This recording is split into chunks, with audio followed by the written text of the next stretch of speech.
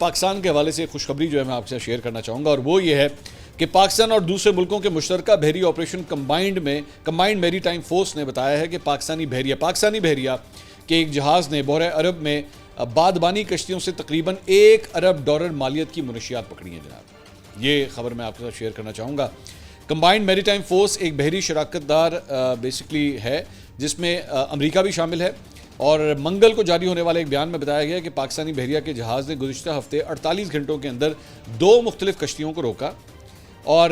C M F کی web site پر موجود تفصیلات میں بتایا گیا ہے کہ پاکستانی نیوی کے جہاز PNS یمامہ 274 نے جو سعودی قیادت میں کمبائنڈ میری ٹائم فورسز کی براہ راست زیر نگرانی کام کر رہے ہیں نے 28 ستمبر کو بھی بحر عرب میں ایک بحری جہاز سے 120 ملین امریکی ڈالر سے زیادہ مالیت کی غیر قانونی منشیات ضبط کی تھی۔ PNS یمامہ نے معمول کے گشت کے دوران 155 کلوگرام میتھ اور 65 کلوگرام کوکین قبضے میں لی۔ اس آپریشن کو انجام دینے والی CMF ٹاسک فورس کے کمبائنڈ رائل سعودی نیویل آفیسر کوموڈور فہد الجوید نے کہا کہ یہ CMF کے لیے منشیات کی سب سے بڑی کامیاب ضبطگی ہے۔ امریکی سینٹرل کمانڈ نے ایکس پر اپنی پوسٹ میں CMF کو مبارکباد دی۔ کمبائنڈ میری ٹائم فورس ایک کثیر القومی بحری شراکت داری ہے جو تقریباً 32 لاکھ مربع میل بین الاقوامی انٹرنیشنل واٹرز میں سلامتی، استحکام اور خوشحالی کو فروغ دیتی ہے۔ اس کا صدر دفتر بحرین میں اور اس کی کمان US نیوی کے وائس ایڈمرل کے پاس ہے۔